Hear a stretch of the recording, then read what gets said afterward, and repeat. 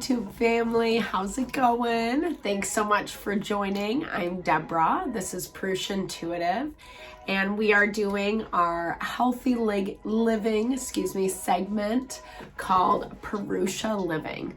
So we've been touching on the value of wellness. You know, I've done a couple videos on this channel. We're working to build and grow content. I'm incredibly passionate about health and well-being because it really is the fundamental building blocks that allow us to live a happy and fulfilled life, also to maintain that youthful vibrance that we all kind of desire and long for. We live in a culture nowadays where there's so many quick fixes, and yeah, that's alluring 100%. I think there's also this element of not really knowing long-term effects or, like kind of just how it affects our whole body. It's not just the instant gratification of losing that weight or getting the facelift or, being the strongest dude around, whatever it is for you. It's this value of it affects not just our body, but our mind and our soul. Because what happens when those quick fixes don't work out, or over time it becomes more detrimental to our well-being? That's why I am such a huge believer in holistic wellness, because I really kind of believe that vibe that God, universe, spirit, however you understand it, has given us everything we need to live a healthy, youthful, fruitful life. Obviously, we're biological beings. There is an aging process, etc.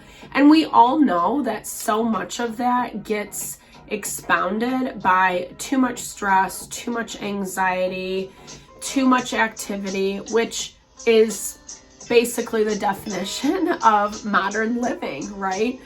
So I have found a lot of value in practicing Ayurveda, specifically Maharishi Ayurveda, which adds the practice of transcendental meditation to Ayurvedic protocols. And it has changed my life, and in a way that's so easy, so accessible, so achievable.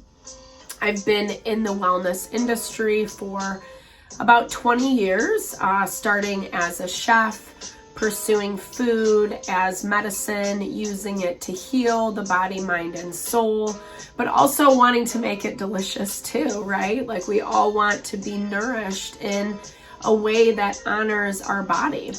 It's been challenging. We've reviewed in last videos just kind of how some of that has been working against us nowadays, just in terms of convenience, processed food, our agricultural system kind of taking a nosedive, etc. And there's a lot of different things that we have to combat in order to be healthy and well.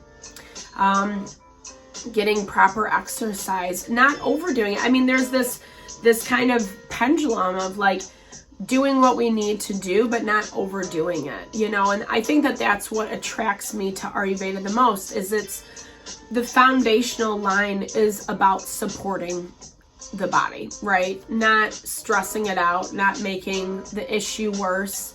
Anytime we restrict and limit, as soon as we take those boundaries off of ourselves, we go right back to, it's like a fad diet, right? You might lose 10 pounds, but then, a couple months later, it's all back on, if not more.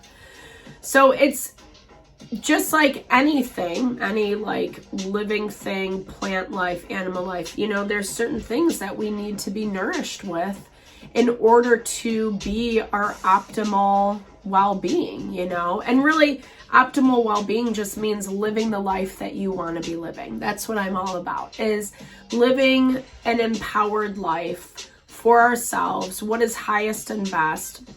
We're beautiful, we're diverse, there's so much opportunity and beauty that surrounds, and it's amazing when we can actually take the time to tap into that. And I believe it is our birthright. We deserve it.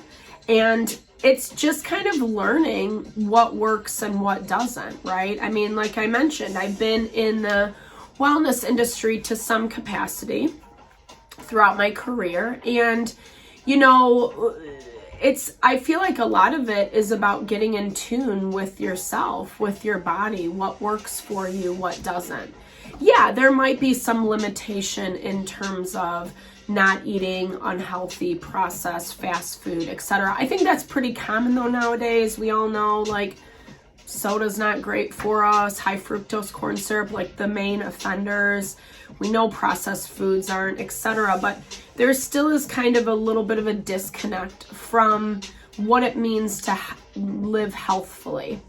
We're very good in modern day at like breaking things down, re-putting them back together and building it up, which works in theory for sure, but our body isn't really designed that way. We're designed to kind of hold and understand, like compute, I should say, whole foods, right?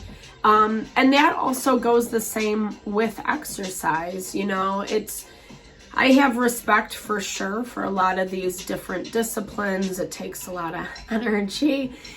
We also can see how some of these exercise regimes, different, you know, programs, intense weightlifting, whatever it is, stresses our body out too. To some capacity, it's good, you know. Usually if we are a little bit more of a sturdy individual, have, you know, a wider frame or stronger constitution, then we can kind of do those more heavy endurance strength training activities. But if you're an individual who's a little bit lighter framed, maybe doesn't hold as much muscle or definition, you know, who's always on the go, always doing things, it's not necessarily the best to expend more energy. It really just ends up stressing our body out, right? As I mentioned, and that's like the number one ager, right? That's the number one thing that ages us, is stress on our cells. Our cells are regenerative. They're always going to be working to find balance, to find optimal wellness. And I think, especially in modern day, when we consider all the viruses, the chemicals, you know, especially over the past couple of years with all the, you know, different changes to our health and wellness, it's really amazing the way that our body is constantly trying to work for us. It's only when things start to become really oppressive that things start breaking down, you know, channels become blocked, systems aren't moving as fluidly, etc. And that's generally speaking, well, yeah, no, it is just, sorry, let me backtrack. That is because we are stressing ourselves out too much. So I know, easier said than done. We either have certain expectations of how we want our life to look, the type of money we want to make, how many kids we have, etc. There's a variety of factors that come into play when dealing with our health and well-being. And what I love about Ayurveda is it really plugs us into maintaining a daily routine. When we tap in and listen to our body about what it needs at certain times of day, maybe it does mean sitting down for a half an hour, closing your eyes, resting a little bit, turning off the devices a little bit earlier so your circadian rhythms can adjust to the fact that it's evening time. There's a myriad of things that we can do to honor ourselves, to listen, to tune in, instead of just pushing the issue. When we push the issue, as I mentioned, it creates that stress and that tension, and then that turns into blocked energy or disease in the body. You know, it's the energy component. I mean, I do love the woohoo. I think I say that in pretty much every video. If you're familiar with the channel, you'll see that as well. But the energy is just basically a finer value of our physiology. I like thinking of it in terms of energy because it really helps me understand that what I think, what I feel, the way I'm treating myself affects my physicality as a whole. You know, if I go to that drive-thru, it might taste delicious, But then no fail, half an hour, hour later, I feel sick, like I'm gonna throw up, or, you know, it just makes things not move appropriately. There's aches, there's pains, you don't sleep well. You know, there's so many things that come into play that we kind of just brush off to the side and don't even pay attention to. And again, like I mentioned, I know that modern culture makes it very difficult, you know, the modern world, like, especially when it comes to food, diet, exercise. There's a lot of, I don't know. I mean, I just feel like it's a very stressful approach to wellness. Like, no wonder people are like depressed or have anxiety. You know, I used to volunteer for this group, and it you know, it was a wellness group, and I thought it was amazing. I really enjoyed the thought behind it. I think it was actually really on point in a lot of ways. I was also in this environment with people who weren't feeding themselves, and like some of the stuff that they were thinking or saying, it was really extreme, you know, kind of like borderline crazy a little bit, and no shade to them. I remember thinking, like, this is the for example of when you're not nourished. Our mind doesn't think clearly. Our emotions are all over the place. We don't feel good, and then we don't have a good day, or we lash out at people we love. You know, there's so many different effects that happen when we don't just take the time to like honor our body, our mind, our soul. Ayurveda talks a lot about daily routine, as I mentioned. So making sure like bedtime and wake up time are huge, you know, going to bed by 10, 11, waking up by 6, 7 in the morning, setting aside an hour or so to ease into your day, you know, having your wash routine, maybe doing a little prayer, journaling, reading something inspirational, you know, just kind of that reflective honoring of life. Starting the meal or the morning with a smaller breakfast, something that's not so heavy on your stomach. Stewed fruits, you know, vegetables if you like something savory, like just kind of, you know, allowing your body, it's kind of like the bell curve. That's how I think of it. You want to slowly ease into your day, right? And then you hit that time where you have a little bit more fire and you're up and running and you're going. And Ayurveda talks about how your heaviest meal should be midday, right? And we all can kind of feel this. Like when we eat a big lunch, it sustains, you know, our body until dinner time. We have more energy, even if we feel kind of full. You know, it's way different than eating a heavy meal before bed, right?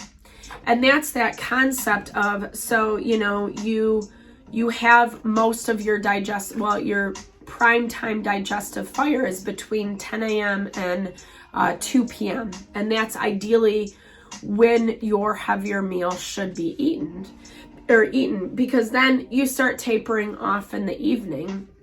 The afternoon, early evening is more for our mental, our intellect. It's Vata time. Vata governs movement, transportation, yes, but also our thought, our thinking, sensing into our environment. So it's a good time to, you know, enjoy some activities that are mentally stimulating, you know, while kind of tapering down in the day, getting your final meal prepared, etc. And then once you have a lighter meal, something that your body can digest easier, cooked vegetables, grains, whole grains, lighter meats, like ideally you'd want more of chicken or fish or just something that, or beans, legumes, something that your body can digest a little bit easier. Obviously beef and pork take a longer time. So allowing your body to be prepared for sleep time, right? It's hard to go to sleep on a full stomach. You know, sometimes we pass out real quickly, but then it can wake us up in the middle of the night. It doesn't allow us to really rest and restore when our body's still trying to digest through. Ideally, we eat our final meal between 6 and 7 p.m. We want to have at least 2 to 3 hours before we go to sleep for our body to kind of digest and process through our final meal. Meaning that if you do need to eat towards bed, that's totally fine, but just try to keep it lighter. You know, we don't want this huge heavy meal right before bed. I've noticed with myself, if I do that, if I have another meal, if I stay up too late, this is what it is. I'll stay up past 10, I get hungry, I want another meal, I eat it, and then it's just like, and then I get that boost of energy, and then it throws off, you know, my nightly routine where I can't fall asleep until 12, 1 in the morning. You know, my body has a hard time like processing whatever heavy meal I had, etc. It's just really counterintuitive. It's amazing how beautiful our digestive system moves when we're eating in that manner of the heaviest meal during lunchtime, midday, the lighter meals on the bookends, right? When we actually are going to bed on time, waking up on time, when we're giving ourselves, I've noticed this value of giving myself time to be active and time to rest. When I integrate that in my day, it allows me to be so successful with every other to-do I have going on. You know, like I basically get everything done quicker. And then I've also had all this time of self-care. Maharishi Ayurveda looks at it like that wellness practice routine is actually purifying our consciousness. I've talked about this in previous videos that at the root, the base of all of our cells is that consciousness. Consciousness is what allows manifestation to come into form. And so when that consciousness is purified in the way that it is supposed to be, it allows our whole physiology to work together in the most harmonious ways as it ought to.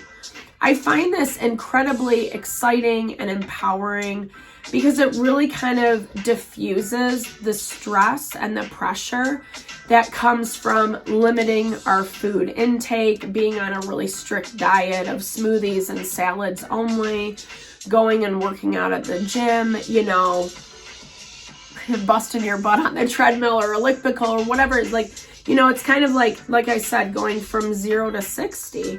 And then it ends up fading out. Like we either lose interest, it gets too exhausting, we get hurt, you know, then we kind of completely fall off the bandwagon.